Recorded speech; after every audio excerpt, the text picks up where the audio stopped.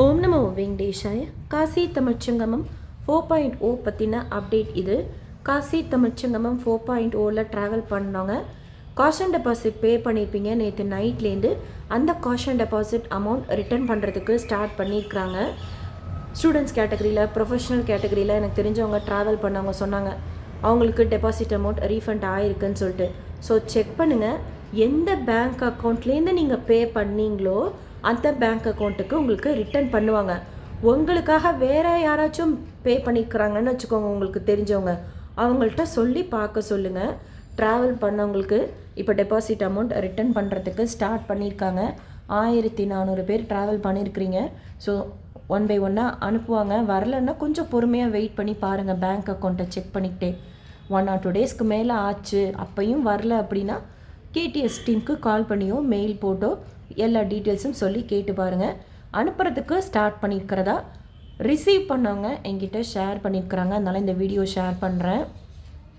நாங்கள் டெபாசிட் பே பண்ணிட்டோம், ஆனால் ஏதோ ஒரு ரீசன்னால் நீங்கள் எலிஜிபிள் கிடையாதுன்னு சொல்லிட்டு எங்களை ரிஜெக்ட் பண்ணிட்டாங்க. அப்போ அந்த அமௌண்ட் வருமா அப்படின்னா ஒரு சப்ஸ்கிரைபர் சொல்லியிருந்தாங்க, அந்த மாதிரி பே பண்ணி ரிஜெக்ட் பண்ணவங்களுக்கு மெயில் வந்திருக்கு, டெபாசிட் அமௌண்ட் திருப்பி வந்துடும் அப்படின்னு சொல்லிட்டு. ஸோ அந்த மாதிரி கேட்டகரிலையும் ரிட்டர்ன் பண்ணிவிடுவாங்க. நாங்கள் டெபாசிட் அமௌண்ட் பே பண்ணிட்டோம்.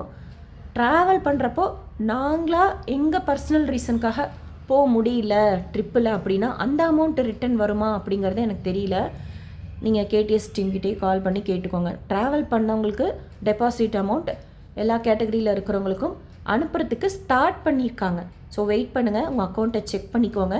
காஷன் டெபாசிட் அமௌண்ட் 1500 ரிட்டர்ன் ஆகுதா அப்படின்னு சொல்லிட்டு. அடுத்து கட்டுரை காம்படிஷன் அனௌன்ஸ் பண்ணியிருக்காங்க.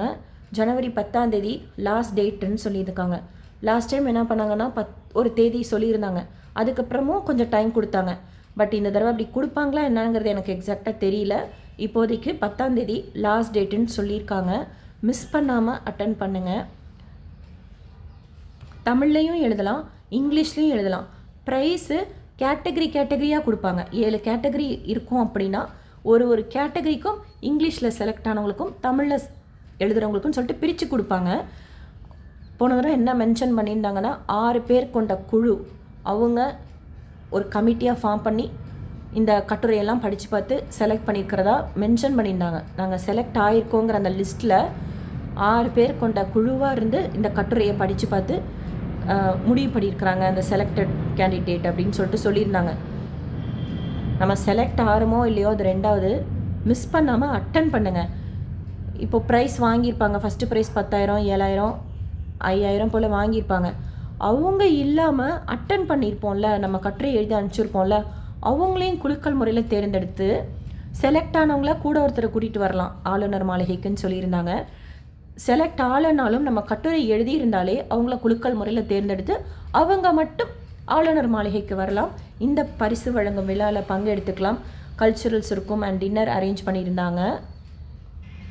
வெளியூர்லேருந்து வர்றவங்க ஆக்சுவலாக அவங்க தான் பார்த்துக்கணுன்னு ஃபஸ்ட்டு சொன்னாங்க. பட் அன்னைக்கு நான் சென்னையில் இருக்கிறனால ஐஐடியில் அவங்களுக்கு லஞ்சோடு கொடுத்து ஃபுல்லாக சுற்றி பார்க்கவும் கூட்டிகிட்டு போனாங்க. வாலண்ட்ரி சேவாவும் செய்கிறதுக்காக கூப்பிட்ருந்தாங்கன்னு சொல்லிட்டு சொன்னாங்க. பட் அவங்க மார்னிங்கே போயிட்டாங்க, நாங்கள் சாயந்தரம் தான் போனோம். இதெல்லாமே நீங்கள் அட்டன் பண்ணால் ஒன்று ப்ரைஸ் கிடைக்கும், இல்லைனாலும் பார்ட்டிசிபேட் பண்ணிக்கலாம். ஸோ ட்ரை பண்ணுங்கள். எனக்கு மெயின்லேயே எப்படி எழுதுறதுன்னு சொல்லிட்டு ஏதாவது சொல்லுங்கள் அப்படின்னு சொல்கிறீங்க. எனக்கு தெரிஞ்ச வரைக்கும் சொல்கிறேன். Teachers, professors kindly excuse me. என்ன மாதிரி ஹவுஸ் ஒய்ஃபாக இருக்கிறவங்களுக்கு இந்த இன்ஃபர்மேஷன் யூஸ்ஃபுல்லாக இருக்கும். தயங்காமல் ஃபஸ்ட்டு எழுதுங்க. என்ன ஃபீல் பண்ணுறீங்களோ அதை அப்படியே எழுத்து வடிவில் கொடுங்க. ரொம்ப நம்ம இலக்கிய நயத்தோடு எழுதணுன்னெலாம் கிடையாது.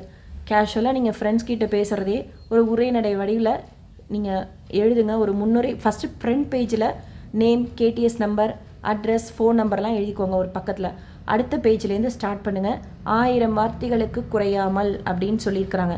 ஸோ மஸ்ட்டாக நீங்கள் எழுதி முடிச்சதுக்கப்புறம் எண்ணணும் 1000 வேர்ட்ஸ் இருக்கா அப்படின்னு சொல்லிட்டு. ரூல்ஸ்னால் இதெல்லாம் நம்ம ஃபில் பண்ணுறப்ப தான் எலிஜிபிளாக இருப்போம். ஸோ எழுதுங்க.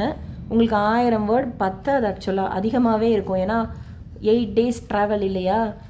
நம்ம பேக் பண்ணும் போதுலேருந்தே நீங்கள் ஸ்டார்ட் பண்ணிங்கன்னா எப்படி பரீட்சை எழுதுனீங்க, செலக்ட் ஆகிட்டேங்கும் போது என்ன ஃபீல் பண்ணீங்க, ட்ரெயின் ட்ராவல் எப்படி இருந்தது, ஃபுட்டு ஸ்டே எப்படி இருந்தது, உங்களை க்ரூஸில் அழைச்சிட்டு போகும்போது எப்படி இருந்தது, அங்கே காசி விஸ்வநாதரை, அன்னபூர்ணியை, பிரயாக்ராஜில் அயோத்தியா ராமரை பார்க்கும்போது என்ன ஃபீல் பண்ணீங்களோ அதை அப்படியே ஒரு எழுத்து வடிவில் கொடுங்க.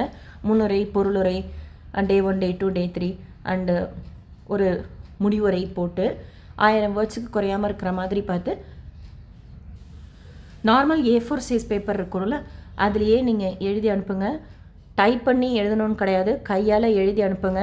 இங்கிலீஷ்லேயோ தமிழ்லையோ. நம்மலாம் எங்கே செலக்ட் ஆக போகிறோம் அப்படின்னு சொல்லிட்டு நமக்கு தோணும். ஹவுஸ் ஒய்ஃபாக இருக்கிறோம் அப்படின்னா ஒரு சிலருக்கு, இல்லை ஒரு சில ஸ்டூடெண்ட்ஸ் யாருக்காக இருந்து கூட தோணும். பட் எதுவாக இருந்தாலும் எழுதுங்க. பார்ட்டிசிபெண்ட்டாச்சும் இருப்போம் நம்ம. ஸ்பீட் போஸ்ட்டில் நான் அனுப்பிச்சேன். ஏன்னா ஸ்பீட் போஸ்ட்டில் அனுப்புகிறப்போ அந்த அப்டேட்ஸ் எல்லாம் சூப்பராக கொடுக்குறாங்க. உங்கள் அந்த பார்சல் இங்கே இருக்குது, அந்த இடத்துல இருக்குது, ராஜ்பவனில் அவர் செக்ரட்டரி ரிசீவ் பண்ணிட்டாரு அப்படிங்கிற அளவுக்கு அப்டேட் கொடுக்கறதுனால நான் ஸ்பீட் போஸ்ட்டில் அனுப்பிச்சேன். ஆக்சுவலாக நீங்கள் கொரியரில் கூட அனுப்பலாம்.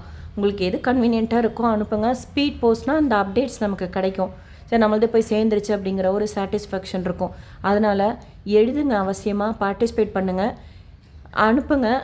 ஜனவரி 10 லாஸ்ட் டேட் சொல்லியிருக்கிறாங்க. செலக்டட் லிஸ்டெல்லாம் சொல்லுவாங்க. ஆக்சுவலாக ராஜ்பவனோட போர்ட்டலையும் போடுவாங்க. கேடிஎஸில் இவங்கெல்லாம் செலக்ட் ஆகிருக்காங்க அப்படிங்கிற அந்த இன்ஃபர்மேஷன் ராஜ்பவன் போர்ட்டல்லையும் வரும்.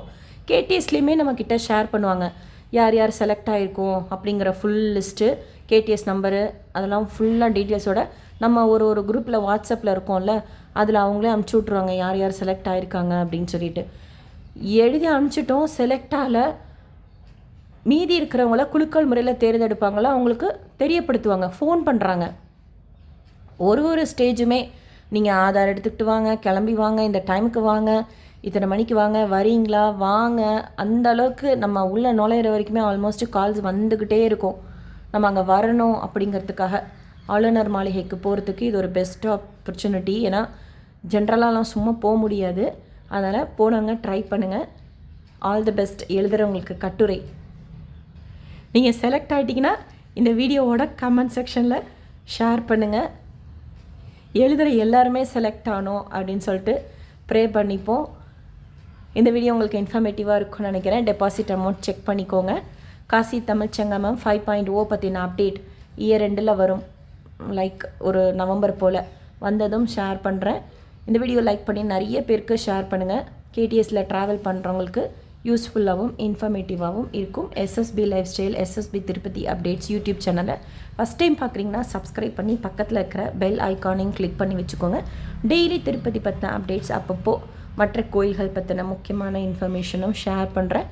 தேங்க்யூ.